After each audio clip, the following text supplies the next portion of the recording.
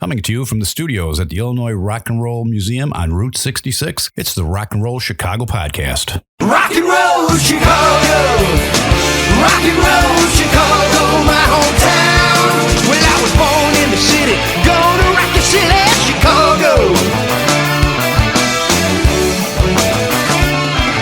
Chicago rock and rollers are the best here around. You don't believe me, baby? Come on down to Chicago. Let me get it rolling here, and there we go, we're rolling. Yeah, so this one of the studio is based on a specific night last year when I was at the Open Jams. So all of these people were playing on stage, not at the same time, but I decided that I wanted to do a painting that was a combination of a few different combinations.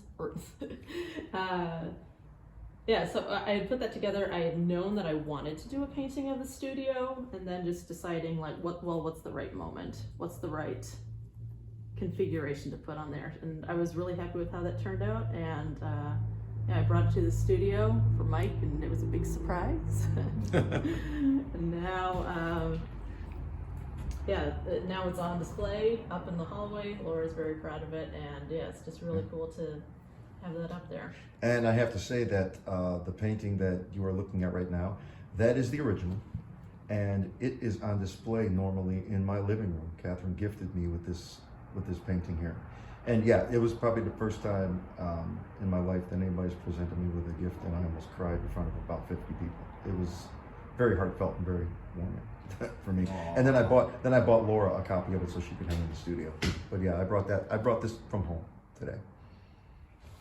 And then the next one up, we have Rosie and the Rivets playing at Club Arcata in St. Charles, which is a really cool restored speakeasy that they have on the third floor of the Arcata Theater. They put a lot of work into restoring that, and Rosie and the Rivets is more of a rockabilly vibe, so they love it when people can like come out in different vintage costumes and things. And so this is based on a night that I was there with some of my friends. So I'm in the painting actually. I'm dancing in front of Rosie with the red pants. And then when I was working on it, can I bring it over? Sure. Okay. So at the last minute, originally I just had Rosie and Frank were the two lead singers. I had them playing up on stage, and then I decided, well, I kind of want to fill the space because there's like this little blank space over on the left, but I didn't have enough time to actually put the drummer on the front. So what I did was I painted him on the side so you can see him on the side of the original painting, but he's not going to show up in any of the prints. And yeah, it's a friend of mine, Derek Mertens, that I've known for a long time, and so it's just funny to be able to tell him, it's like, sorry, Derek, you get to be on the side of the painting and no one knows you're there. That might become something that people want to be. Yeah. They want to be on the side of the band. Right. Yeah, they're like, no, well, I don't want other people looking at me. I just want to see it for myself. It's a secret. Yeah, so this next one, so the band isn't the band that was actually playing there that night, so, but this is Chicago Summer Dance.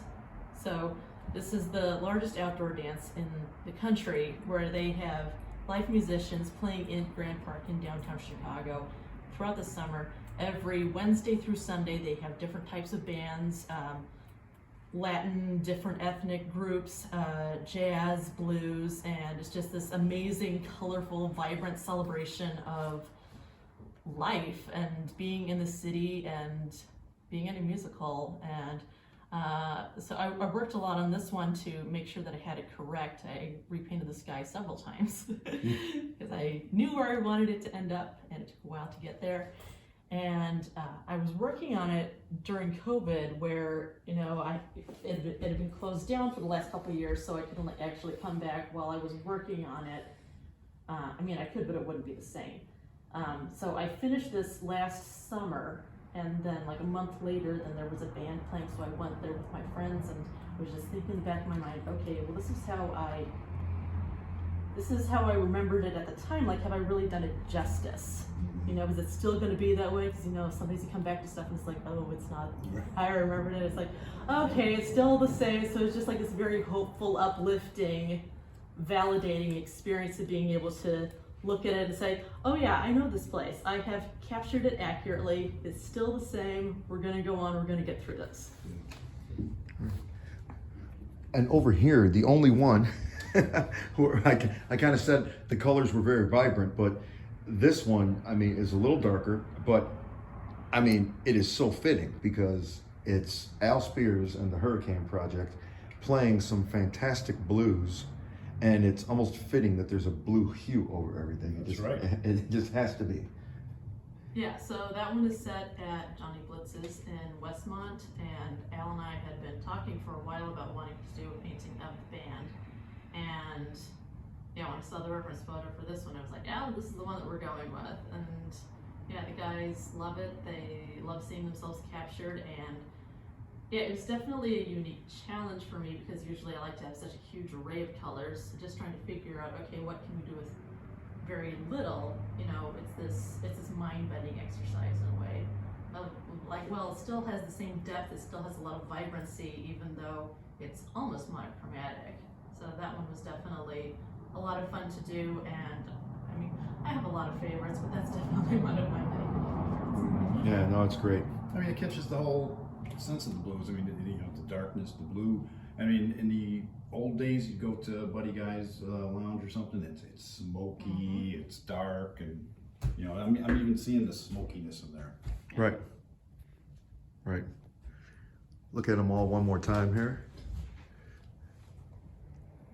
Yeah, so Buddy Guys is actually a place that I want to do a painting of. So right now what I'm doing is I'm collecting and working on a set of paintings that's going to be different bands playing at different places. So yeah, so similar to what we have here, but I want to make it into a whole series. So that's been really fun because it means that I also get to talk to the bands and say, okay, what's a place that means a lot to you? Where do you want to be? And like I was talking to one band leader, and his face lit up, and he's like, "Oh, I've never been asked to be in a painting before. Let me see." And it's really fun to see people's reactions, like when they see themselves in paintings, because a lot of these times, then it's been a surprise to them. Like they don't know that I'm doing a painting of them, and or I'll usually tell them at some point is that because I want to make sure that I have their permission.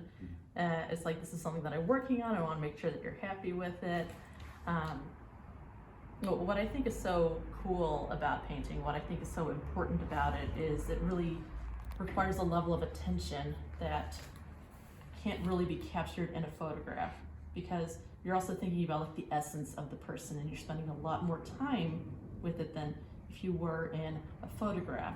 And I think that people recognize that when they see a painting of themselves, like it helps them to see themselves in a different way, helps them to take themselves more seriously. And what other musicians have told me is like, oh, you've really captured the feeling of what it feels like to be in a jazz band. Like they feel very seen and very validated. And you know, being a musician can be a pretty thankless profession. So it's like, oh my gosh, someone saw me, someone cares. Yep. It just makes their week. Well, yeah, I mean, Yep. a painting does give off some sort of a feeling, more so than a photograph. I mean, you're looking at it, you're looking at the colors, you know, I'm looking at this one over here, and I mean, I know they're standing still, but I could see them moving. I could see them, you know, swaying to the music, and you know, and you just get a feeling from it. You know, a photograph doesn't do justice. Right. Plus, there's the empty tip jar. Oh, it's empty?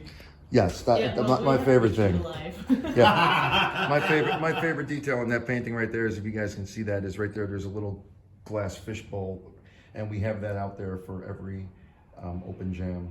And some, you know, actually we do pretty well on occasion, but every once in a while it comes up empty, and so she put it. I just think it's great that it's empty in this painting. It's real. It Captures is. the pathos It's of the real. blues. It's real. And then last but not least, I put this one on camera a little bit. Here's the little Cadillac Groove painting here. This is what, about an 8.5 by 11? Is It's it 8 by 10. 8 by 10? Yeah. So it's even smaller. Great. Yeah. Just, Nine guys in a band on the smallest canvas. gosh, I can't even get that extra 1.5 inch. Jeez. But that's it. That's it right there. Yeah, this was the first one that I've seen, and the first one that she presented to us. It's great. I think we all have copies of it too. So Very amazing. cool. All right, we're gonna stop that. So The Rock and Roll Chicago podcast is edited by Paul Martin. Theme song courtesy of M&R Rush. The Rock and Roll Chicago podcast does not own the rights to any of the music heard on the show. The music is used to promote the guests that are featured. Rock and roll Chicago, rock and roll Chicago, my hometown. Well, I was born